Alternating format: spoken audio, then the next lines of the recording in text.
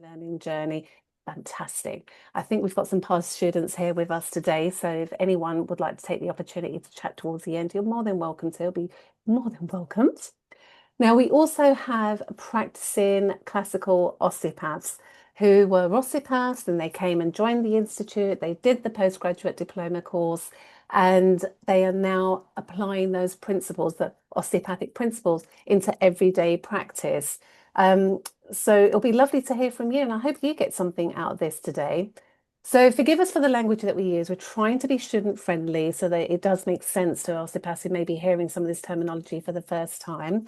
There's loads of materials out there for you. And while I've got your attention, I'm going to give you a couple of dates for your diary. I should have pulled them up, right? But I wasn't that intelligent or quick because I've come straight out of practice too. October. October, we have got our web fronts. I can't pull them fast enough. If anyone knows the date, Rob or Ben, please share. We've got our web fronts. We've got a team of wonderful osteopaths. Ben's one of the speakers, actually, that's going to be chatting and talking. There's going to be so much to learn. So please, you've got an email landed in your inbox soon enough. The date has gone through my head because I juggle a lot 5th of of dates. September, Pindy. Is it end of September? Oh, here it is. 5th, Here it 5th, is. yeah. 5th of September, not October. I've mixed up another event for that. 5th of September, we have got our web fronts. So an email has landed in your inbox. You can book the tickets. Ticket tailors all set up and open. If you haven't seen that email, don't worry, there'll be more coming through. October, we have got our 2-day breast course. This one is aimed predominantly for the female practitioners, first of all, while we do this first cohort. And it is for those who are a little bit more experienced in applying these principles into everyday practice. So if you've seen that invite lined into your inbox, click on it, join the 2-day conference. It's going to be amazing. It's actually a hands-on workshop, okay? It's not a conference. Now, we've got Ben Adams here with us today. If you do not know Ben, he's also a practicing osteopath, graduate of the postgraduate diploma course in classical osteopathy. He's very, very active within the ICO, within Osteopathic Alliance, within the General Osteopathic Alliance, Osteopathic Council, and lectures all around the world. So you're in good hands tonight. We've also got the team of ICO in the background, and they're going to be sharing bits and pieces in the chat box with you. And Rob's joining us tonight as well. He's the chairman of the ICO. So if there's anything that you'd like to ask him towards the end of this talk tonight, feel free to do so, and he'll be more than happy to answer. So without further ado, let's crack on. Handing over to Ben. Thank you so much, Ben. Okay, bear with me 1 second whilst I share my screen.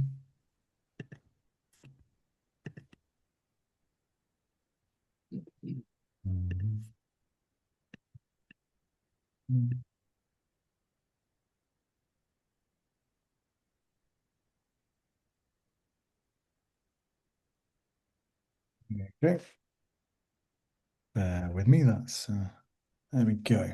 So, good evening. As been said, my name is Ben. I am one of the sort of senior lecturers at the ICO. And today I would like to take the opportunity to engage with you in some sort of clinical discussion, really around a case history from a real patient I've seen in clinic, and to explore and extrapolate the way that we think in classical osteopathy and how that's useful without any of the language or that kind of thing, which might seem a bit opaque at first. So, for those classical osteopaths that are watching, there will be a slight difference in the language that we use and that kind of thing.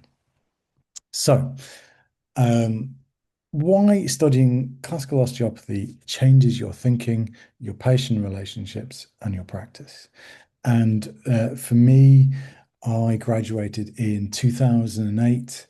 I started studying with the Institute in 2010, and it really has transformed my practice over those years.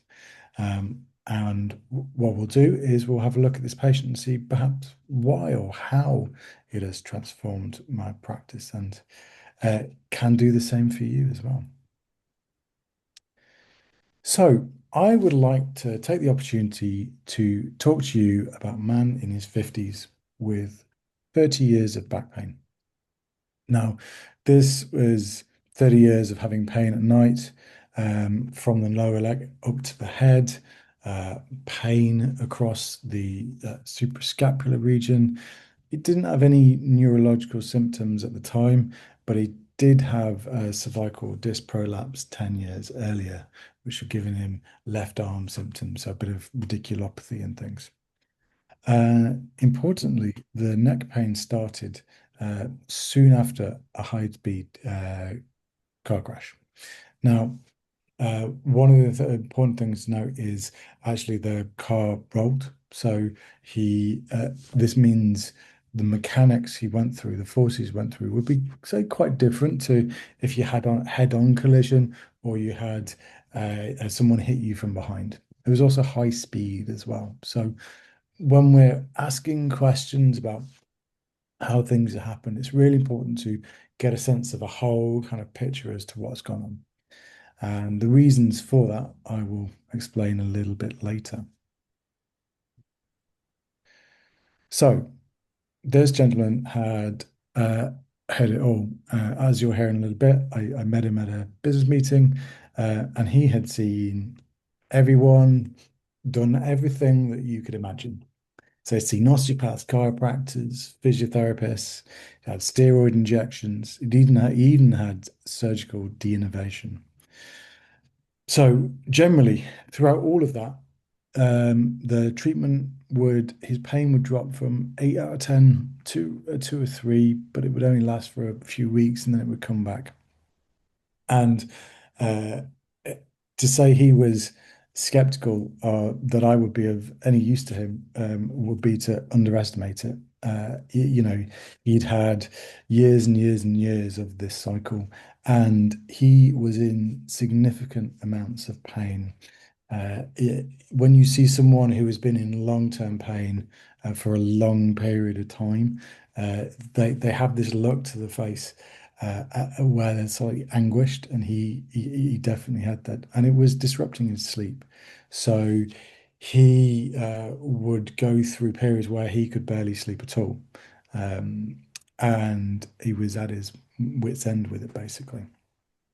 So I met him at a business meeting and I said, "Oh, that sounds interesting. I might be able to have a look at that." And he kind of ignored me for a few weeks, and then he came back to me and said, "Oh, you said you might be able to help." And so we sort of gradually started treatment.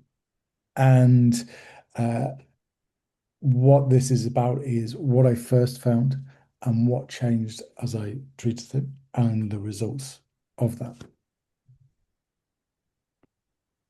So he was stuck in what I like to call a symptom loop.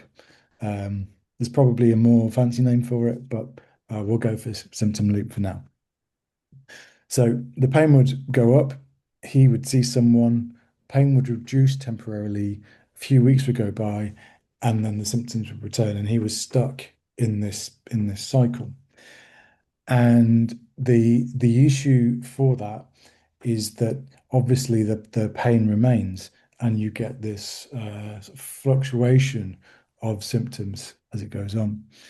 But no one had really, from the sounds of it, and seeing this loop and seeing how he was, no one had really got to the bottom of why. So he'd seen doctors and been told he had uh, wear and tear or arthritis of the neck, and basically steroid injections and de-innervation were the only things available to him, which he tried and didn't find successful. Um, and was told that was kind of it, really. And but when I looked at him, I had a slightly different take, a slightly different approach. What classical osteopathy gave me was that different approach. So an important thing to say here is there's not a magic technique I'm going to talk about, or the one, magic bend technique or something, it is that way of thinking. And how we look at the patients that makes the difference. So I didn't manipulate his neck at all. In fact, I barely touched it for weeks. And he was looking at me as if I was from Mars. You know, um, I'm coming here with neck pain. You're treating my pelvis. You know, it's my neck, right? And yeah, yeah, I know. Very, very little direct work. Okay. And from his perspective, it was quite gentle. You know, there was no pain. I wasn't doing any harsh soft tissue stuff. And he was, so it was very, very different to what he'd experienced before. So, why was it different? Well, I wasn't aiming to look at trying to treat bits of stiffness, and this is key. It wasn't about that bit doesn't move, so I'm going to try and move it. Okay.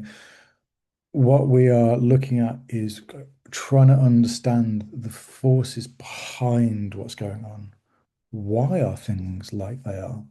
You know, what has that body been exposed to that gives the environment that results in the symptoms that we see, rather than saying the end result of these symptoms, and I can see that it's stiff or that is inflamed, and I'm going to treat that local area. So it's another way of looking at it. It's a different way of seeing the patients, and that for me is key key difference about classical osteopathy, not necessarily the hands-on stuff, really. Okay. So when I first looked at this guy, the spine felt traumatized, and there were significant issues with the global mechanics. So, when I say global mechanics, what I mean is the whole body. So, how the whole body holds itself in space. And there were issues with how that was. Okay? You could see that the anterior-posterior curves, those front and back curves of the thoracic and lumbar spine were very flat, and same in the neck as well. Often this happens where you have someone that's experienced trauma, like a car accident. Over time, you get a flattening of the AP curves. Now, if you remember, what I said earlier was it's really important to understand the mechanism of exactly what's happened. And he'd been rolled, which means his spine had been exposed to traction, as well as the usual sort of forwards and backwards movement. He had been suspended in the car as well. So that would also affect several points of the spine. And this is what we see in this guy, which I'll come on to in a minute. But there was also a lack of spring in the spine, a lack of that, that just slight elasticity and give, okay, that we generally get. That wasn't there. That way it was like touching like wood, or like almost like rock, really, and extended through the whole spine. So what we had was a guarded and a compressed quality to the whole spine there. So you can see the local findings, which I'll come on to, are important, but they're not the whole story. So even before we've looked really at the neck, got an idea of what that whole spine, the quality is, and how the whole spine has responded to that trauma experienced and adapted to over those decades as well. Now, when I was talking about that feeling of health, you may have noticed that I sort of highlighted a word called trophicity. Now, trophicity is a concept that we talk about in osteopathy, and classical osteopathy in particular. What we're talking about there specifically, we don't mean sort of trophic changes around the bone per se. What we're talking about is the trophic flow through nerves, which is essentially CSF outflow through the spinal nerves, perineural outflow that contains nutrients and things. And this is an old osteopathic concept. So when you read in the old books, very often when they talk about trophicity, they are talking about this. However, it can be very confusing reading the old books because some osteopaths will talk about this, and then as time goes on, there's a gradual switch to talking about bony change and that kind of thing. So if you do read the early osteopaths, you've got to be careful with words like trophicity and really understand what we mean when we talk about them. So when I talk about trophicity in this instance, I'm talking about that that vitality, that sense of health, and that specifically that perineural outflow through spinal nerves, which is some very interesting modern research on, proving a concept that was first talked about over 100 years ago. So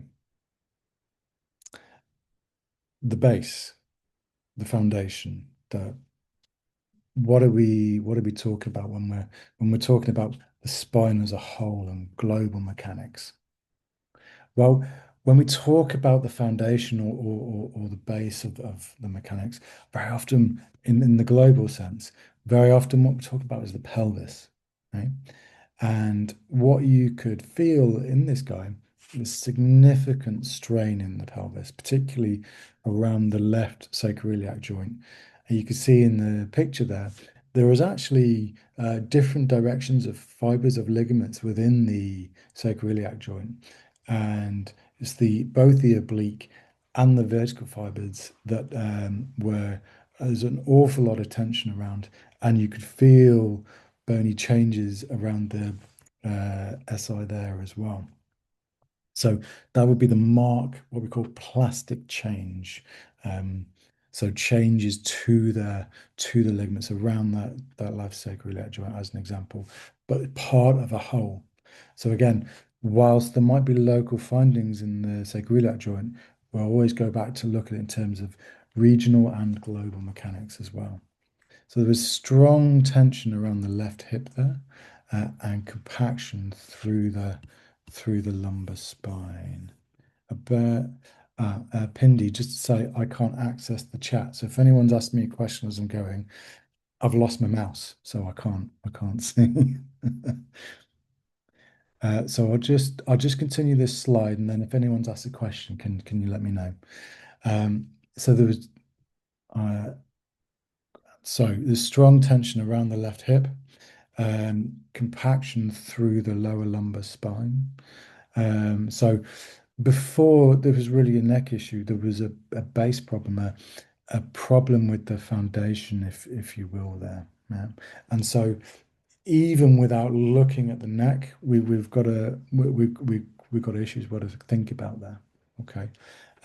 Pindi, sorry to interrupt you there. Are there any questions for me or anything? Not at present, but I will grab your attention. Amazing. Thank you. Right. So there was a lot of what we're going to call torsional strain. So where we have an element of rotation, okay, like a torsion. There's a lot of strain in the area of around T9 and T10, right? And it was quite evident in the spine as well. Now, for other reasons, mainly to do with anatomy of the joints and things around that area. This is something, again, that you typically find with patients who have been through physical trauma in this way. Another thing that we found is that T3, T4 were held anteriorly relative to the other parts of the spine. And what this meant was there's a lot of contracture around the shoulder blades, around the periscapular muscles, and up into the upper fibers of trapezius and the nuchal ligament as well. So then locally, what you noticed was that C5-6 very, very compacted, and the OA was sort of held and compacted in this part of this pattern as well. So there was a lot of tension in trapezius and scalenes on both sides as a result of this wider body posture. When someone loses their AP curves like that and have done so over a period of time, decades in this case, what happens is very often these muscles themselves become postural, they become structural, and they lose that sort of elastic element of a muscle because they are performing a different function. It's not that they're wrong, they're performing a different function. And these findings of areas of strain or increased tension does not mean that I'm then going to go and hit those areas. Okay. Um, but it gives me an idea of the pattern as a whole throughout the body. So, what does this mean? Excuse me a second whilst I have a slurp of some water. So, you may have seen that image there on the right hand side with the lines and what they mean in terms of polygons and things. Now, I'll be honest, when I first studied classical osteopathy, I really didn't understand what they meant for about 6, 7 years. Um, they were a theoretical concept, and they look very scary, and they can seem intimidating, but they're not. They are really once we delve into them a little bit more, we find that they're really useful and give us a really useful framework. Um, what that framework does is it allows you to look at the relationship between the pelvis and the neck at the same time. Okay, so you're not separating the two things. You're looking at treatment at the same time of the whole body. Understanding how the forces going through the spine, through the body, are behaving. Um, and also what forces different parts of the body are exposed to. Now, if we're looking at global mechanics in this sense, you could kind of get a sense that some areas are going to feel like they're under a lot of strain or a lot of stress. That there's going to be localized areas of high amounts of force relative to others. But it's important to see that that's not in isolation, that there are going to be other bits. Okay. And that whole pattern is what matters, not the one bit. Okay. Because if I let's say I go and I try and treat that T9 that I was talking about. Well, if you've got this idea of lines of force and things, you can just see that if I do that, it's just going to go back. Yeah. It because it is responding to the forces going through it as the body is as a whole. So we have to understand these underlying forces and try and appeal and work with these forces to allow the mechanics of the body to change. Okay. And this is where the concepts of classical osteopathy are really, really useful in this case. Okay. Because if I hadn't gone through the course, if I hadn't studied classical osteopathy, I would not have the skill set to help this patient. 110%, without doubt. It is those concepts that really help me with this patient. So, the classical lens, okay, talked about global mechanics, how the whole body is organized. Regional. So we're then looking at, okay, what is the lumbar spine doing, or the thoracic spine doing, or the neck doing? Okay. And then local, what is happening at that segmental level, right? And the ability to look at different levels and to focus on different things, and to get those different viewpoints. Again, that's part of the classical viewpoint, right? And each view from if you zoom in and look close, or you step back, or you step way back and look at the whole body, they all make sense of each other. Now, it's not that a segmental thing happens in isolation and therefore but you can't make sense of the global picture and things. You have a sense of how one relates to the other and vice versa. Now, in classical osteopathy, there's this idea of stabilization. What that means is you work with the patient, and gradually the mechanics get to a point where they can hold, where the patient can no longer experience his symptoms, but crucially, they don't return.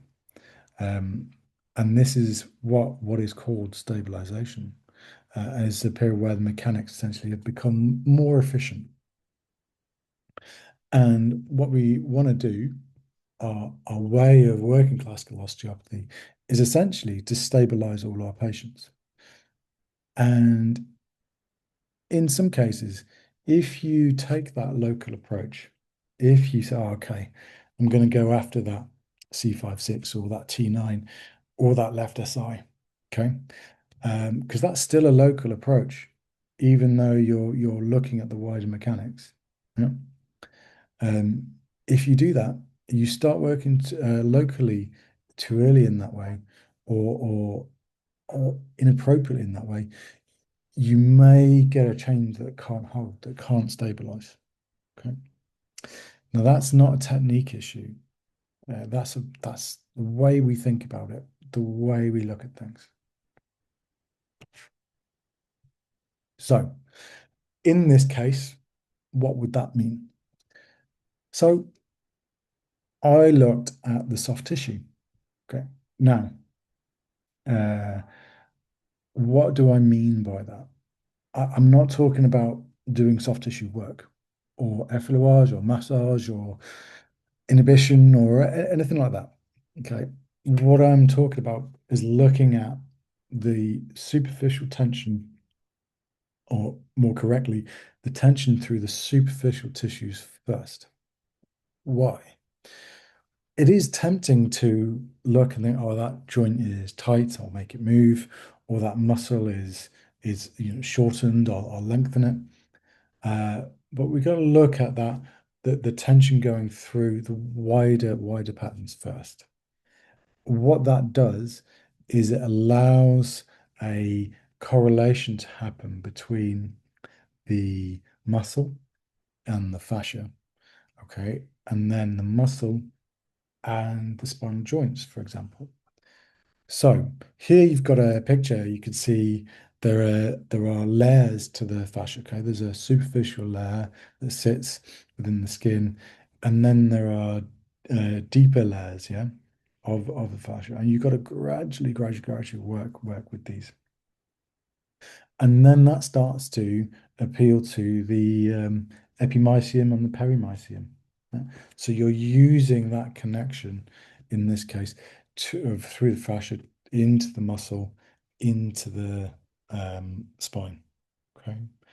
Now, what that means is that you start to get more movement that can be held within the body, for example, or a better, what we would call an improvement in coordination or a change in coordination uh, of movement through groups of vertebra. Um, we can call groups of vertebra that move together. We might call them arches, for example. So we can have different arches that we work with, and you can start to see a change in these things. Right? So the aim is better tissue correlation, better coordination of things like movement and that kind of thing. Okay, to gradually start to stabilize the patient there. Now, when I say better, it can be tempting to think, well, I think what that pattern is wrong. What I'm saying is that you get a change in that whole pattern of movement. Okay. And what you see as a result of that is a change in the quality of movement that occurs typically in the global level or regional level first. Okay, so it typically occurs in the global or regional level first. What that allows is for those more efficient mechanics to gradually stabilize. Now, if that happens, what you'll gradually notice in the patient is that the pain will subside. They might get new um, pains that they had. Typically, they say, "Oh, I had this pain 10 years ago," and something like that. Uh, and that gives you an idea that those underlying forces that you're looking at in the body have begun to change. And what the body is doing is holding, because you are starting to see the emergence of older mechanical patterns. Only when have you seen a change in the global and regional mechanics? Uh, Only then does it make sense to start looking at the local mechanics and things. So that would be the point where I would start to look at his C5-6, for example, or his upper neck. Yeah.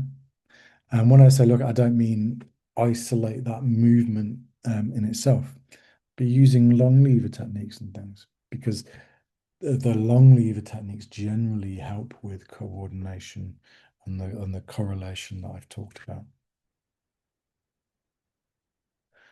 Okay, so I'd like to talk to you about one of my favorite, no, correction, my absolute favorite ligament. Yeah, the nuchal ligament. Okay, now why is it my favorite? Well, because it is a ligament, but it's also the blending of the tendon of the upper fibers of trapezius. And it's got a fascinating role in neck mechanics. Okay? So as tension and things changed, you start to get a slight, just healthy, natural traction through the neck from the tissues holding. Just enough for the change of movement in the regional mechanics there. Okay, so again, I'm not trying to push or pull things. I'm understanding mechanics and seeing how things change over a period of time. Okay, so this is more about stabilization and how using this concept you get that change in global and regional mechanics that stop feeding back into those local mechanics as much. Okay, so slow early work can help there, and that's what allows that result to hold. Okay, um, and the timeline is important as well. So not just how long have those forces been there, but how long have the body been adapting to the trauma that it had experienced, and how that adaptation had occurred waves throughout the spine. And I think one of the things that is often missed by osteopaths is the the sort of the effect of time on the body. So, what having had something happen 20 years ago, the effect of fibrosis or shortening of muscle or those sorts of things over a period of time. Because in that case, you cannot go delving into the local area. So, one of the things that classical osteopathy gave me is the ability to communicate these ideas with my patients. So I could explain the finding to him and show him what was changing, and importantly, how things were changing between treatments. So this meant that he would sort of stick with the program and then could see changes occurring as he began to stabilize. Okay?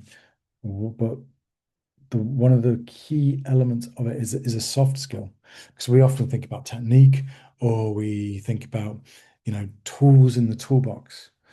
But I actually think that can be a mistake to think of it in that way. You want to think about those soft skills like communication and things, and really the the skill set that classical osteopathy gave me included the ability to communicate local, global, and regional changes to my patients, which is invaluable in practice. Really, really is. Oh, complex patients rarely resolve quickly. Right?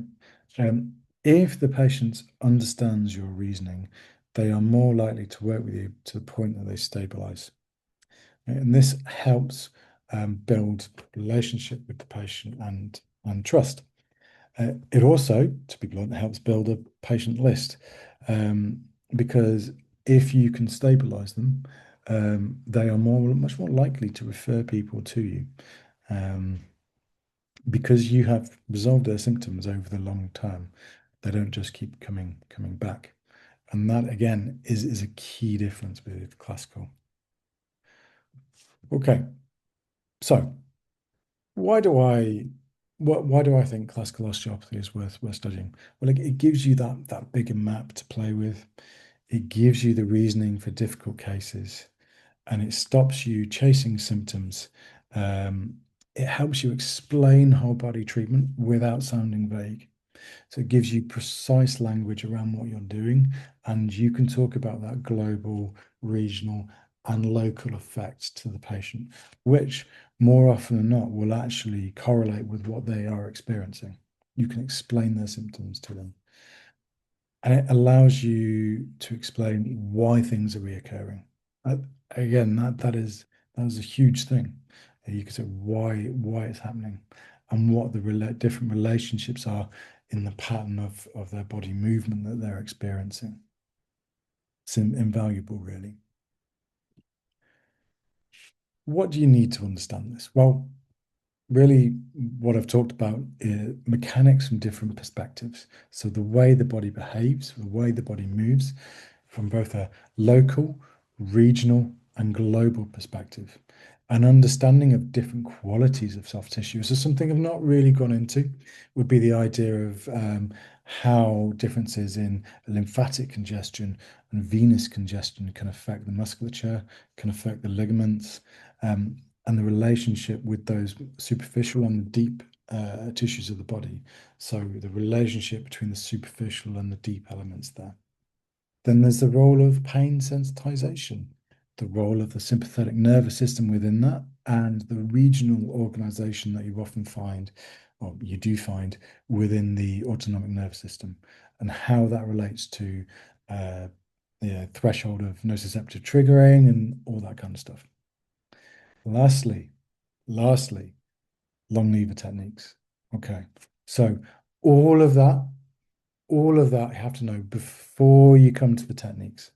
Okay, so people have to say to me, "Oh, classical osteopathy. Yeah, I've done GOT. I've done body adjustment. Okay, great. It's not that. It really isn't. Um, it is the last thing you think about. Yeah?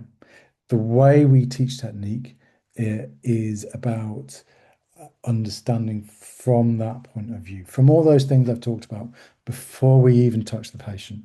And I cannot emphasize that enough. If you think it is a technique or another tool in the toolbox, you've got the wrong end of the stick, right? It is that change in viewpoint that makes the difference. And how we do that, then the technique follows naturally from that. Okay. So the last thing we look at is those long lever techniques. And why long lever? Well, you avoid irritating local tissue. You've got chronically sensitized tissue. You cannot delve in there with short lever techniques or heavy soft tissue work. Okay. You've got to be careful in the way you approach it and listen to the patient in terms of pain to allow that desensitization to occur. You also have to treat the whole body, right? Because the sensitization, well, obviously, is centralized. So you have to bear that in mind when you're treating as well. Fascinating stuff. Love it.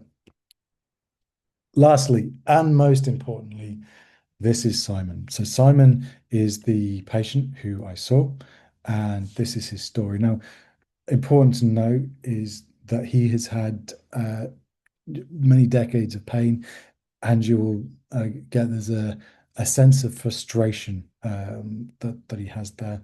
And so just bear that in mind when you hear him talk. But I think it's a powerful. So I'll ask you questions on camera anyway. So, how did you first hear about Alan's osteopathy? I met Ben at a networking event in Letchworth. So he said he was an osteopath that helped with long-term pain, and I was going through some of that. So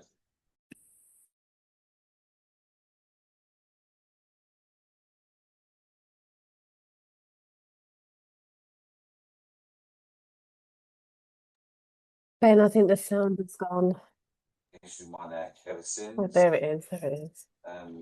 Can be extremely painful to mild, but it's constant, and I have had various treatments over the years in relation to it. And so I thought if someone could help with long-term pain, I would give anything a go. So tried about another 100 things. Okay. And what changes have you noticed in starting treatment? Huge changes. I have very little issues with my neck, if at all, over the last sort of probably 6 months, which to me is an absolute miracle. And yeah, the treatment's been absolutely incredible. Did the treatment meet your expectations? And some, yeah. Yeah, and some. Yeah, no, on a serious note, I've probably seen top doctors in England about the neck problem. I've been told I've got arthritis, it will never go away. I've been told that twice by 2 private doctors, spent thousands in steroid injections, consultants, MRIs. So it puts a fast to a lot of that, which I find deeply concerning. But at the same time, it doesn't really bother me because I found the cure. So it's hugely important that people see proper professionals, really. Okay. How would you say that we're different from other practitioners that you've seen before? I've seen loads of osteos. I'm probably an osteo professional. I've seen like 20 probably, chiropractors. What everybody does is they fix the problem for you to leave the treatment room, and at some point in the coming weeks, you'll be back on the treatment table. It was a process with the osteos I was with. Was you go in, they crack your back, they sort your neck out, they realign your body, send you away, and then your pain goes from 6 to sort of 2, 3, stays 2 or 3, so it builds up to 6, 8, until you're feeling it too much, and then you end up going back to the osteo. So it was a cycle every 3 to 4 months, continually for about 5 to 10 years. Whereas this is dealing with the understanding the problem and then actually managing treatment being done to ultimately end up with a cure. And I've got to be perfectly honest, I really didn't believe a single words that Ben said when he told me that he could cure it. I was like, yeah, of course, I've heard that all before. Would you recommend Adam's osteopathy to others? No, massively, yeah. Well, best osteopath I've ever seen. Go and see him before his prices go up, he realises how good he is. So yeah, no, I recommend him to everybody I speak to. I chat about where the neck issue comes up. There's your name comes up with Ben. It's incredible what they do. So highly recommend. What's the most surprising thing about your treatment? That I saw top doctors in the country in London clinics, and they never diagnosed any treatment plan that I've had, and I find that very, very, very concerning and weird that they wouldn't have said to me that this is an issue that can be resolved without the need to put steroids on the neck and all those things that they've suggested and kill off nerves. And so I find that very, very strange, to be honest. Brilliant. Okay, so that's Simon there. You can hear that element of frustration, but I think for me, he's an example of the reason why I'm an osteopath, the reason why I love what I do, and the reason why I love classical osteopathy, because I said without the skill set I learned that there's no way I'll get anywhere near being able to help him. So I hope you find some of the things I've talked about there useful. Again, like I say, try to avoid some of the language that we use and things. So if you have any questions for me, please let me know. You can tap the questions in the chat box and we can read them Oh out yeah, to Ben. sorry. None have come through, but I'm sure people are typing. And if you'd like to have your mic switched on, just put your hand emoji up and we can switch Okay. that on as well. So how Thank you long so do much, Ben. That we? was absolutely lovely. And absolutely perfectly aimed at our student guests that are here today. Now, there's about 30 of us, and we just left. There's 29 of us. So we've got a whole variety of experiences here. So please feel free to take advantage of this situation and ask the questions, the pressing questions that might, you want you to discuss, and then we'll do it. Or just a question about what Ben said today. Pop it in the chat box and we can chat. Ben's one of our lecturers on the diploma course. We've got Alice in the audience, is also a lecturer. Rob is the chairman of the ICOB, also lectures as well. And I think he does a couple of the days on the diploma course. And then me, I'm an ex-student, and we've got Suzanne, who's an ex-student. So quite a wealth of information here. And while you are typing away, Ben, do you mind if I just go through the dates again? Because there's a few Sure. people that have joined us that weren't here at the beginning. Those who missed it at the beginning, a couple of dates for your diary. Right, first up, this webinar was aimed at the students on our email list for student osteopaths. We will do another one again in 6 months' time with a new case study. So look out for those emails and invites. They'll be coming along. But in the immediate future now, so on the 5th of September, we have got our webference. Now, our webference is our conference that we host online. There's a huge team of us, okay? There's a huge team of us. There was a team of us working on our phones while Ben was talking, and we chat almost every day on our WhatsApps and organize events. So when we coin cute terminologies and words like webference, we run with it just for funsies. So entertain us. On the 5th of September, we have got a webference. And Ben will be talking on there as well. We've got a host of wonderful lecturers that are going to be talking about a myriad of titles, and that's a good one to attend. The diploma course that we're talking about here, and Ben's mentioned a couple of times, that begins on the 9th of October. That is the first weekend. So you do need to register kind of soon-ish. Don't sit on it, okay? If you're thinking about joining us, just click on the link. But Ben's got a QR code coming up and there's a link in the chat box. Just sort it out today. Job done. Boom. 3rd of October is 3rd and the 4th of October is the weekend 2-day event for the breast course hosted by Louise Adams, Ben's wife, and Sandy Antunes from Canada, also one of the lecturers. Now, this is a very hands-on 2-day event. We are going to be touching breast tissue, each other, breast tissue, examining, treating techniques. So it really is aimed for female osteopaths that have done the diploma course already for this first cohort, and it will be opened up for a larger audience in the future. But just appreciate that it's quite an intimate course. So at the moment, we're just welcoming female osteopaths. So questions. Right, Ben, you ready? Okay, Suzanne, let's know, how long did you work with this patient before you saw a significant improvement? Ben, I think you're muted, mate. Yeah. Oh, there you are.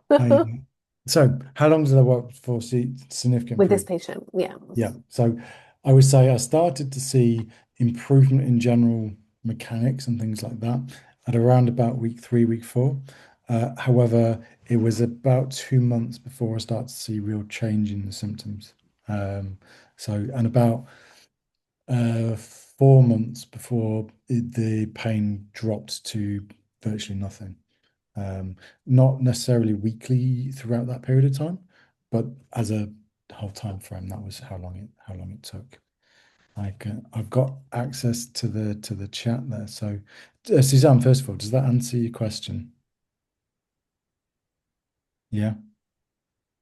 Okay. Right, unmute myself. Yes, yes, it does. I was interested to know that. And then actually, Ben, another question in terms of the way you worked with him. Did you always do a full body or just adjustment? So really working globally with each treatment, or did you tailor the treatment somewhat? Does that make sense, that question? Yes. Yeah. So for the sort of student listeners, Yeah.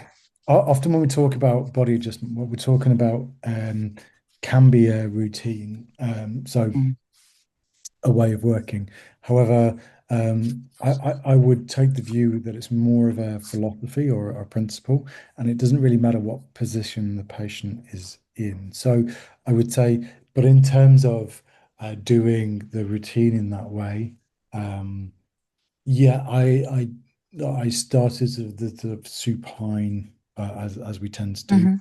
Um, but I would typically do some more side lying type work because prone was quite tricky in the beginning. Um, but again, and sometimes I couldn't do that because without wanting to go too complicated, because of what was going on in the lower thoracic region there was quite a lot of reactivity in the lumbar rectus spinae and quadratus lumborum as well. So issues were occasionally to get a little bit of spasm in those. So sometimes it'd be quite acute presentation as well.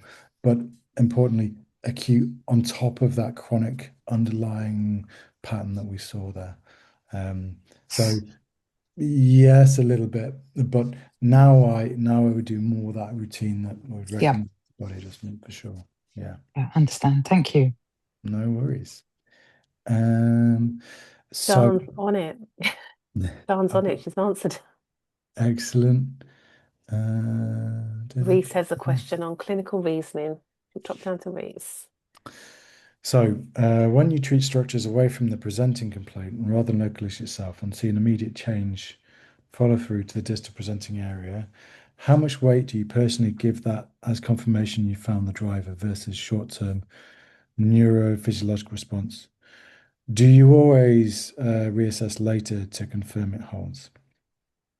So, I'll take that in two parts if I may. So, first of all,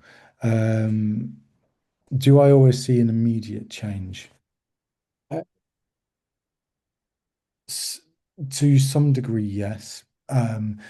What sort of reflex change you see occurring that can differ substantially. So if someone's had something for a long period of time, I wouldn't necessarily expect huge changes in the sort of more structural tissues. What I might look for in the beginning, again, without wanting to get too complex, is sort of changes within the fluid systems first.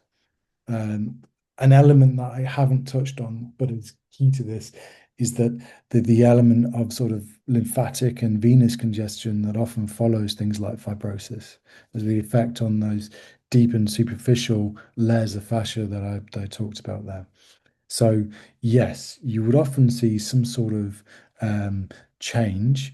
It's what the quality of that change is in the beginning that is different. Over time, that becomes more embedded within the soft tissue, more embedded within the sort of more sort of ligamentous structure, as it were.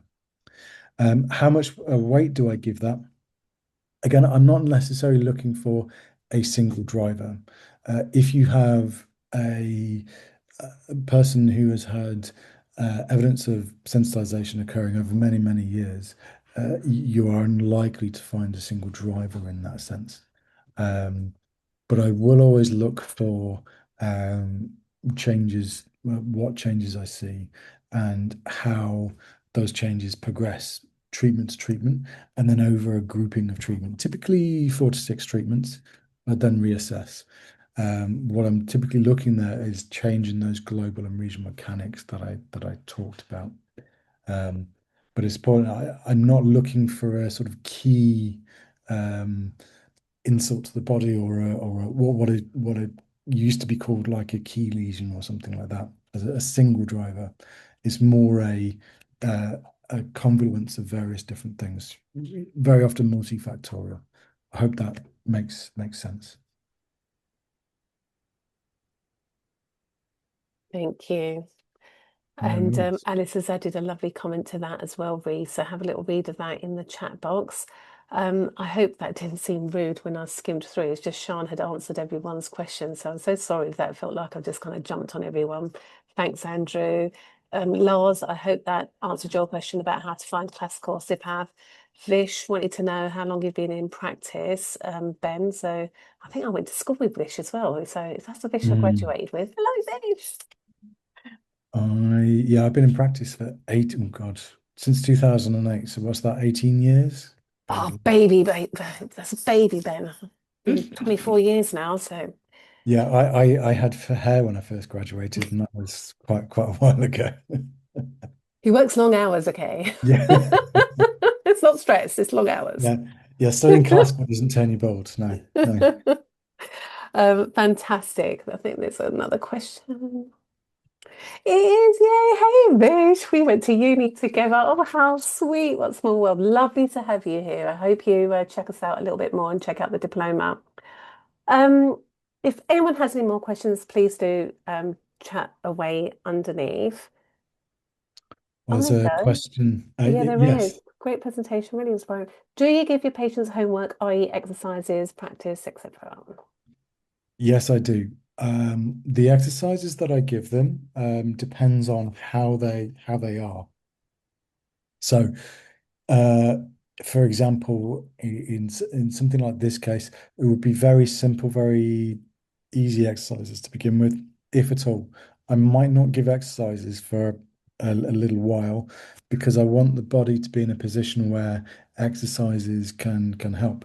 Very often, people have tried various different exercises, but the way they are configured currently means it's very difficult for them. So you want to allow them to be in a better place before you give them those exercises and things. But not always, not every condition is like that. Was wondering if you issue a CPD certificate for this. Oh, sorry, Lars. Okay, yeah, that's a Sean question.